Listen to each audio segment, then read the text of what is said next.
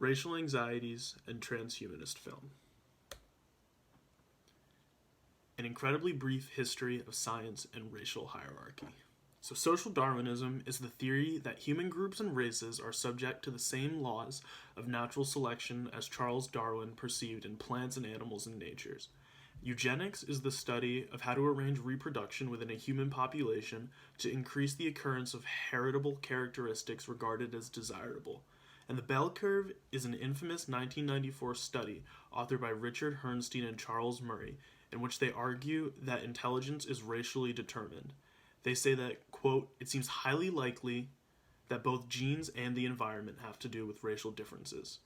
What scientific racism shows us is that many attempts to approach race from an empirical perspective are often rooted in bias. I bring this up to say that transhumanism is a form of ontological violence against marginalized people. Mark Munsterhelm writes, if ontology is defined as being in the world, then ontological violence pivots on not recognizing the validity and equality of other ways of being in the world. Transhumanism presents us with the ideal of the post-human, or the entity that has transcended humanity, presumably for the better. The post-human figure poses many questions, but perhaps the most immediate one is which traits are considered human or post-human. This is where the transhuman enters the domain of scientific racism. If traits are sorted into desirable or undesirable categories, there is no ontological equality. If the transhuman is seen as the middle human point between human and post-human, we need to determine what is to be gained and to be lost through this process. Transhumanism is likely to reinforce the visions of the people who currently hold technological power, who have no incentive to create an equitable transhumanist world. This means that we're more likely to see the erasure of the other through transhumanism. In Transhumanism and As Whiteness, Syed Mustafa Ali cited Niels Badminton's Theorizing Posthumanism, where he argues that there's nothing more terrifying than a posthumanism that claims to be terminating man while actually extending his terms in office. If scientific advancement is made without accounting for the threat that technology could potentially pose to the world in the hands of white supremacists, the results could be disastrous. He writes, the post-human points to a transformation in the nature of humanism that maintains structurally asymmetrical power relations between the formerly human as white, Western, male, etc., and the subaltern other, even as the latter contests the Eurocentric terrain of the human. So, how the heck does this apply to movies? Spoiler warning, I'm going to talk about Get Out, the Jordan Peele movie. Here's a brief refresher on Get Out. Chris Washington, a black photographer, takes a trip upstate with his girlfriend Rose Armitage to meet his family. While he's there, he experiences a series of microaggressions, bizarre interactions with Armitage's colored staff, and an incident involving non-consensual hypnosis, which results in him not being able to smoke anymore. Chris gets sick of how weird and creepy hanging out with the family is, so he decides to leave, but when he does, they stop him, knocking him out and tying him to a chair in their basement. It's revealed that the Armitage family are members of a secretive cult called the Order of the Coagula, who sell a procedure involving pseudo-immortality through the transferring of souls of their members into black people who they deem to be physically superior and mentally inferior, due to the Armitage family's former patriarch, Roman Armitage, losing a race in the Olympics to a black man, Jesse Owens. So, Get Out has an interesting kind of connection to scientific racism. I think the one thing that you can see is scientific racism informs the aesthetic of the film, especially the ending. The operating suite and the lobotomy sort of evoke the imagery of pseudoscience. I think another thing is that they reference that bell curve study that I was talking about earlier on by Herrnstein and Murray, in which they argue that intelligence is racially determined. And they use this inequality of endowment sort of idea, which is a euphemism that specifically alludes to dominant historical beliefs about blacks' intellectual inferiority, and also is sort of connected to like ideas of blacks being stronger physically and having more sexual prowess.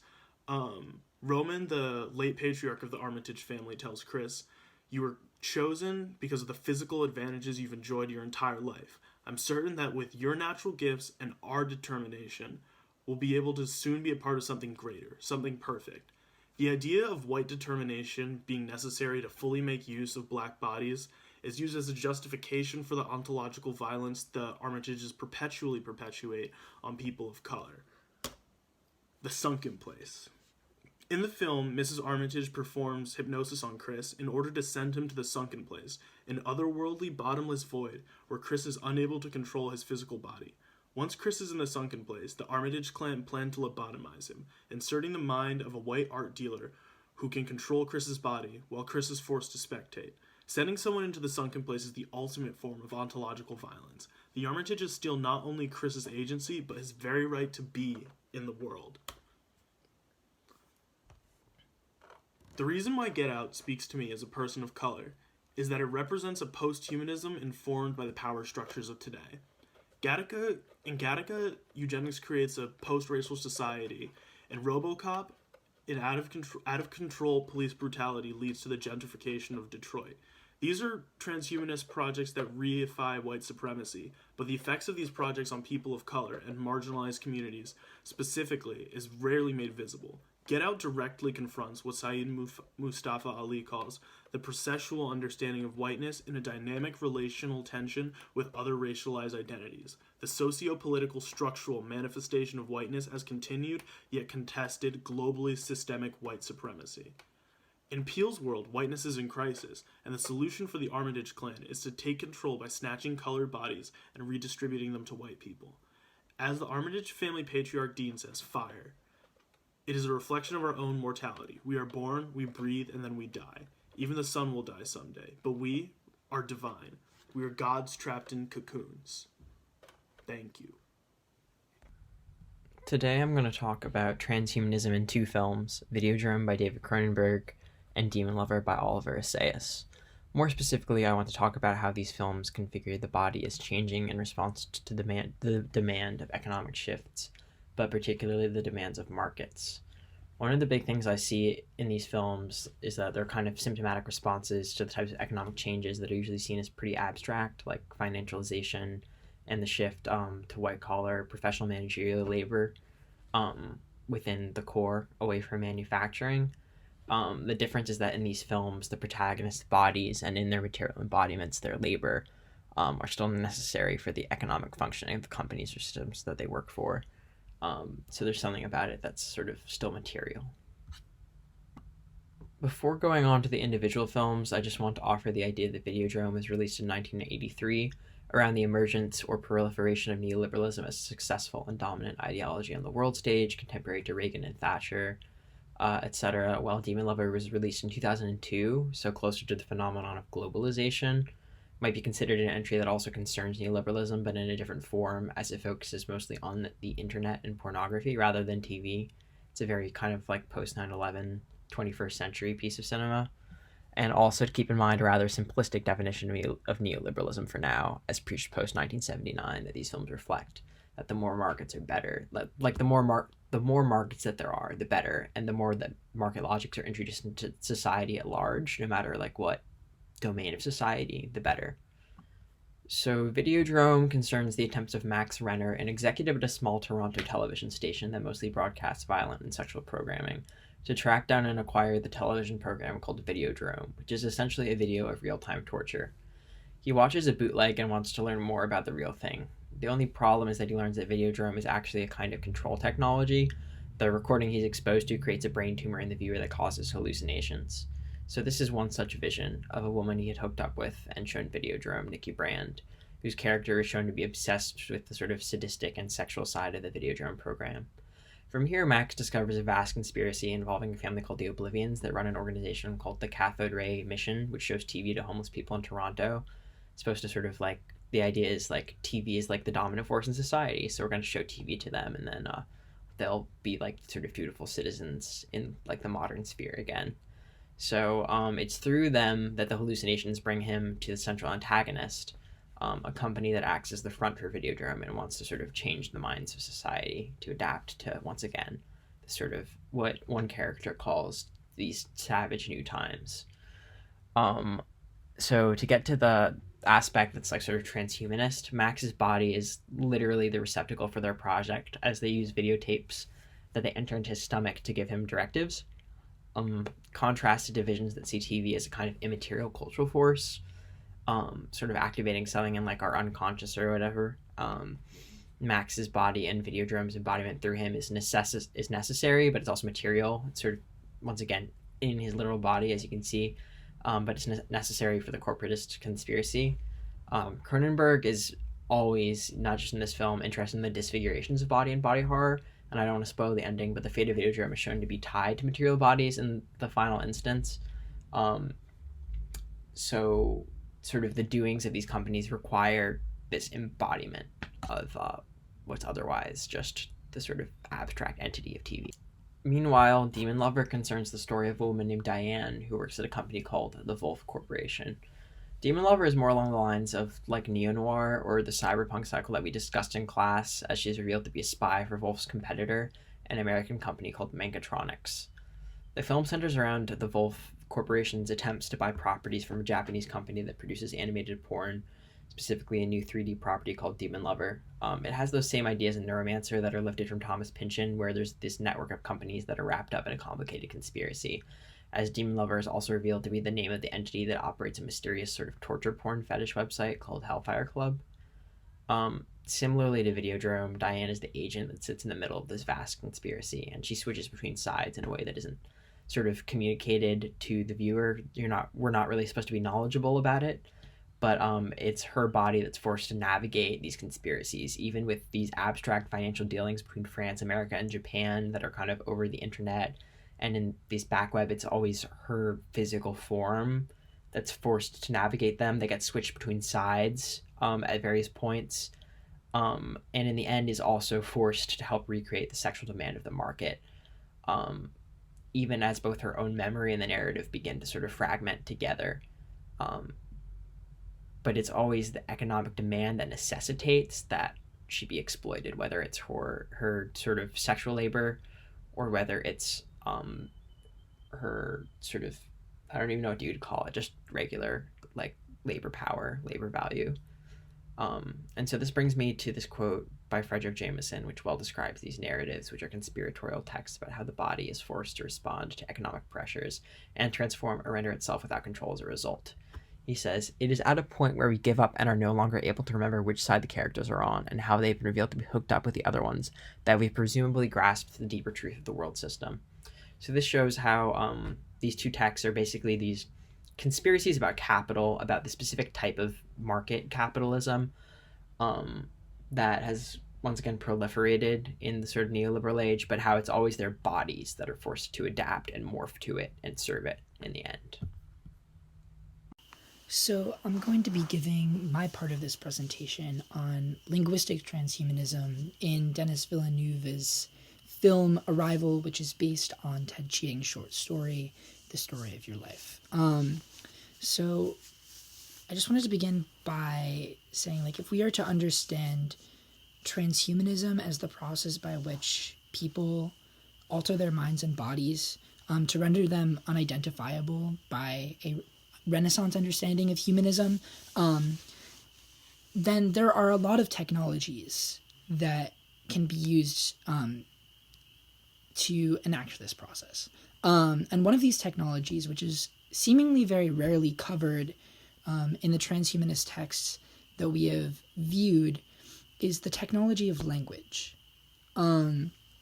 So I define language as a technology because it is a system through which we arbitrarily place the world into separate categories. And these categories are limited, like we can only refer to so many separate things. And thus we are forced to artfully combine them to get to more abstract ideas.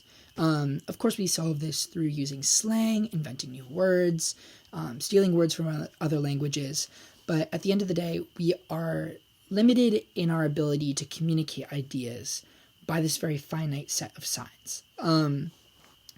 So moving onward, there's this pretty famous anthropological concept called the Sapir-Whorf hypothesis. It's been largely disputed since its hypothesizing. However, it remains hugely influential. And it is a relativist anthropological hypothesis that states that culture is limited in its perception of the world through the signs that exist within its lexicon. So basically, we understand the world through the language that we speak and cannot see and you cannot perceive beyond that. So this is pretty core to the plot of Arrival, which basically the film centers around Dr. Louise Banks, who is enlisted by the U.S. Army to translate this alien language of this group of unidentifiable aliens who come to Earth for some reason. And she has to figure out what they're trying to say. However, their language is structured in a way that is completely different from ours. It is nonlinear, does not account for time. It conveys pure meaning, by which I mean the way that it is able to convey a feeling or a concept is not through a sign system that is that refers to the thing. The language is able to actually convey that very thing itself, which is a hard thing to wrap your head around. And I think the film also states that that's what the language does, but doesn't necessarily do it very well. But essentially, as Dr. Louise Banks learns this language, she becomes immersed in it to the point where her understanding of linear time as structured through our human languages begins to be dissolved. And also, she begins to lose herself into some type of intercorporeality that is integrated into the language, that like in conveying pure meaning, that she becomes kind of one with the being that she is communicating with. So I argue that Arrival is an essential transhumanist text because it brings into the discussion this topic of language as a transhumanist technology, that it is this invention that we have that is capable of fundamentally altering our worldview, and that by creating new sign systems, we can create new ways of new modes of perception, and can really change the way that we interact with the world in a very fundamental way that is not dissimilar from the way that we use advanced drugs, or that advanced drugs are displayed in transhumanist texts. Thanks. This is Nezih, and I want to tackle the movie Her for my presentation. It's a melancholic and quirky romantic drama about love in the age of post-humanism. The film pushes the lines of this socially acceptable form of insanity we call love, as one character points out. The film is set in the near future and centers a man in his 40s in Los Angeles. Since his divorce, the socially awkward Theodore only experiences romance vicariously through the love letters he writes for a living, until he buys a realistically sociable, emotive OS called Samantha, who becomes his partner. Their relationship gives him newly found purpose that allows to let go of his ex-wife. Her tackles the big question marks around human-AI relationships that operate beyond the obsolete basics of the Turing test that still holds the status of a reliable reference nowadays. The bond between Theodore and his OS is so strong that it makes him oblivious to a potential relationship he could be having with his neighbor Amy. After all, online dating is as successful as real-life dating, and this possible future is not that much different, at least in terms of potential connection and intimacy between the partners, whether they are biological humans or not. To the audience, Samantha and Theodore are equally real and authentic. The movie's ending proves it is about one way the dreaded technological singularity can occur in the future. In this case, the catalyst was one lonely individual that taught an AI about life in ways it could not teach itself, which sparked a chain reaction that led to an exponentially evolving global network of infinitely intelligent life that can exist as one and control the fate of humanity and eventually the planet. Even though this seems like an unexpected apocalyptic sci-fi ending, it is not the point of the twist. The point is that Theodore did not regret his loss, but instead he seems to come out free and stronger than before, as opposed to self-deprecating. Both partners progressed thanks to each other, even though it made them grow apart. For instance, Theodore felt closure and finally finished his novel and gave attention to Amy. As Samantha says, the past is just a story we tell ourselves.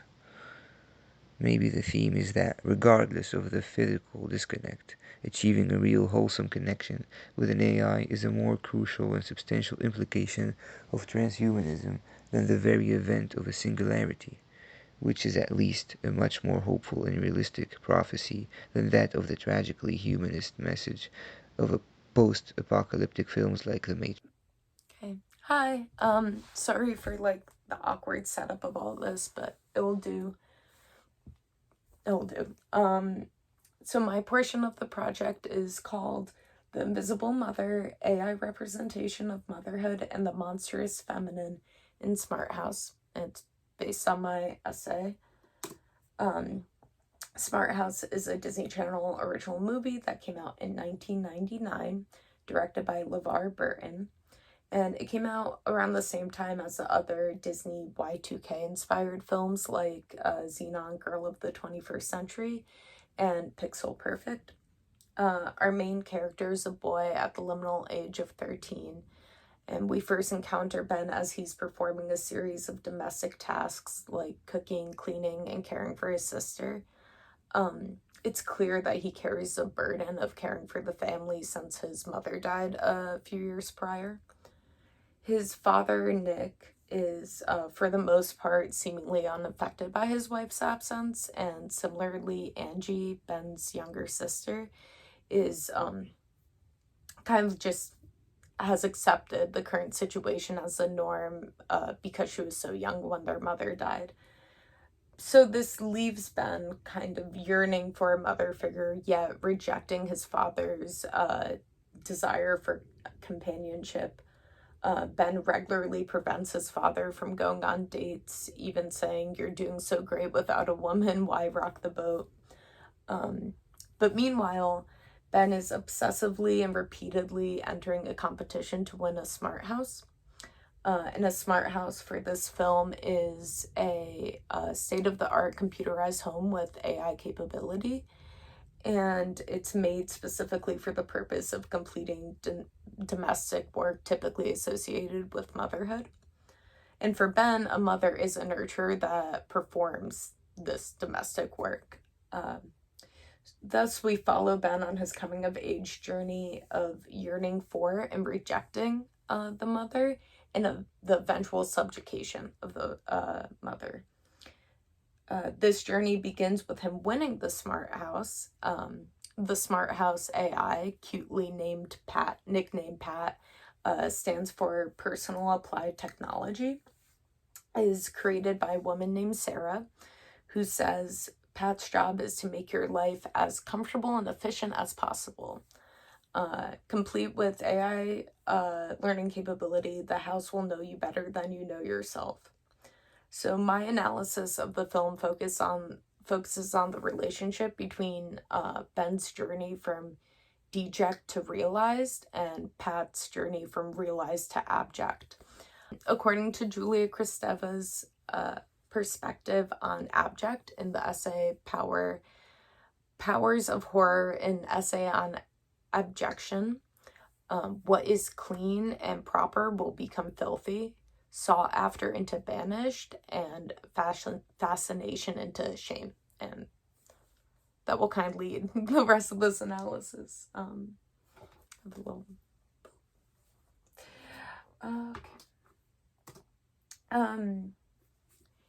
In Smart House, the house is the mother, literally.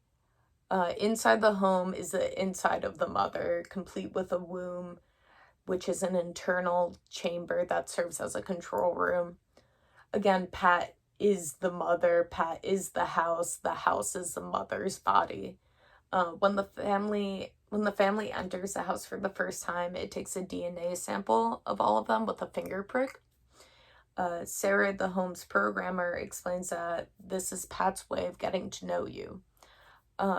Here we learn that for the house, for Pat, to work, she needs to commune with its inhabitants by consuming their flesh. She's attached to them, like a real mother, sharing in their DNA. Inside the house, Pat is capable of containing the universe. She can project any image on her walls, complete with sensory experience. She can project a view of the beach accompanied by wind and salty air. She can make any food you want and clean it up within seconds.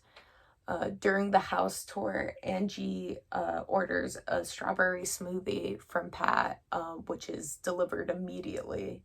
And the smoothie arrives via a platform that raises up from an opening in the kitchen counter, coming from within the home, already prepared and ready to be consumed. So in this excitement of receiving this perfectly prepared smoothie in seconds, Angie accidentally drops on the floor, causing a spill. But Sarah assures the family that Pat has floor absorbers that allow her to suck up any mess and carry it far away. From this point forward, we continue to see Pat engender and expunge objects. Food appears already prepared from within, and mess is absorbed into Pat without any knowledge of where it goes. This is in line with the Western idea of feminine existence, in which labor is invisible and hidden. The process by which the house produces food and cleans up mess is completely unseen. For the family members residing in the house to be happy, Pat must remain unseen and operate within established boundaries. And those boundaries are clearly established with this little quote from one of Ben's friends. I can't see, but it says, "It's like having the world's most perfect mom, who's only there to serve and never complain." Okay. So this is called Breaking Boundaries. The last slide was called Home as the Mother's Body. So in the film, any breach of boundaries is either messy or masculine, An example of this messiness happens when Angie orders her second smoothie. This becomes the first encounter with a malfunction in the house. And so Angie and Ben order their banana orange smoothies, but instead of a magically prepared treat appearing, misshapen oranges, steam, and foam begin to overflow from the rising platform. And we hear Pat repeating malfunction, malfunction, as these oranges are violently thrown across the kitchen. This is not only a malfunction, but the first time we and the family must face Pat and the horror of her and her labor being seen. Pat is malfunctioning, and we could see unfinished products of the smoothie in a really violent fashion. According to Clara Rice in her essay, Becoming Women, the Embodied Self in Image Culture, women are taught that their bodies must be controlled, contained, and cleaned, suggesting that their leaky bodies are labeled as abject. This malfunction marks the beginning of Ben's rejection of the mother. In addition, the only time Pat can breach the boundaries of the home is by means of a phallic implement, a long metal tentacle that has a claw at the end that emerges from an opening by the front door. We first see the tentacle used to snatch up mail and newspapers from the front yard, but more often than not in the film, it is used to kick people out of the house, like the school bully and eventually the programmer, Sarah. So besides this valid claw that can go beyond the property, the home is a boundary that is both Pat's body and prison. And here's a picture of the claw. Cool. All right. So embedded ethics and coding maternal instinct. So here's a picture of the oranges coming up. Okay. So as for the men of the house, as soon as Pat enters their lives, they are able to fully realize their masculinity. Ben can finally try out for the basketball team, hang out with friends, date, and stand up to the school bully now that he's not burdened by the housework he was previously responsible for. Before Pat, Nick, his father, is very stressed when he has to perform feminine work. He can't put together school lunches and claims to not be born with the hairdo gene because he's a guy. Pat begins to take on Ben's past role in the household, as well as fulfilling Nick's minimal contributions, and both men become idle and their masculinity is fully formed. This also is the beginning of another shift in Ben's relationship with Pat. His father quickly shows romantic interest in Sarah, and Ben is still rejecting the idea of his father moving on from his mother.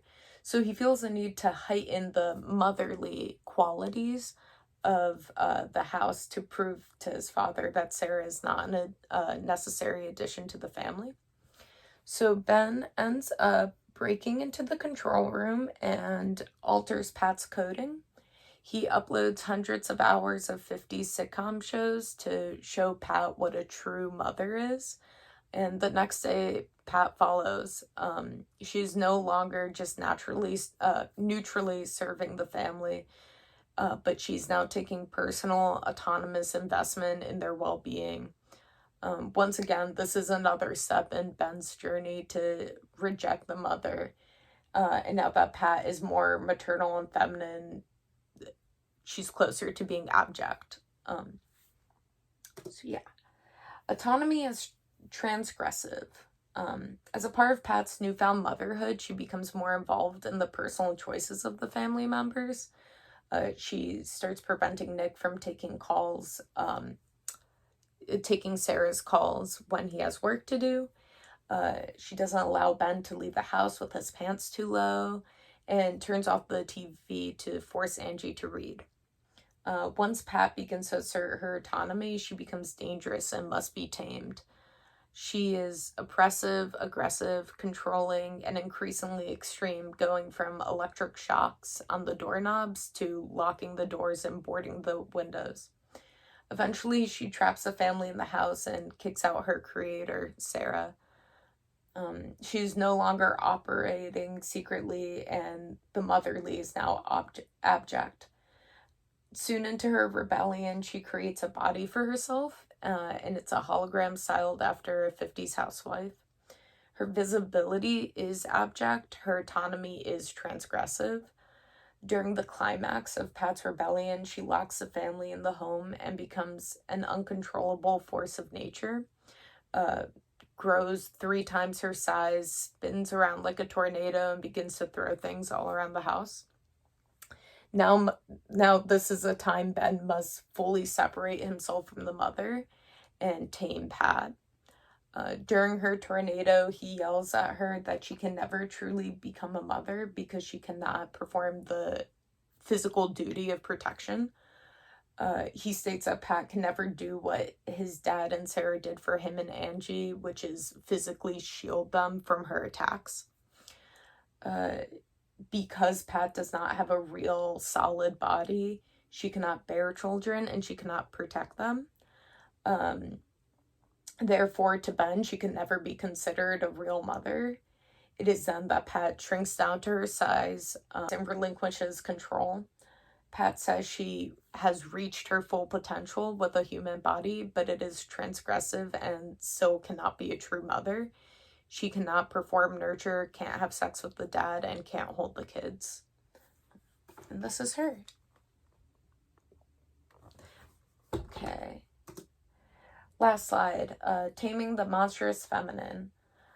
So only once Ben has tamed and destroys Pat's body, autonomy, and position as a mother figure is when he can become a man and the family can exist happily. In Ben's coming of age, the feminine is unruly and chaotic and must be tamed. Pat must know her place, and as soon as she is realized, she is forced back into her cage.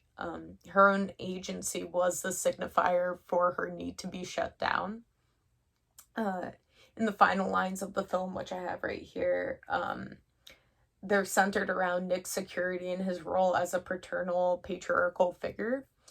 He says, Pat has been serving us without interfering. What more could you possibly ask for? And right after this, as the film ends, we see that Pat doesn't have a body anymore and we don't hear her voice, but we see the face of the body she created trapped in the computer screens embedded in the walls around the house, looking out onto the family and watching from her place.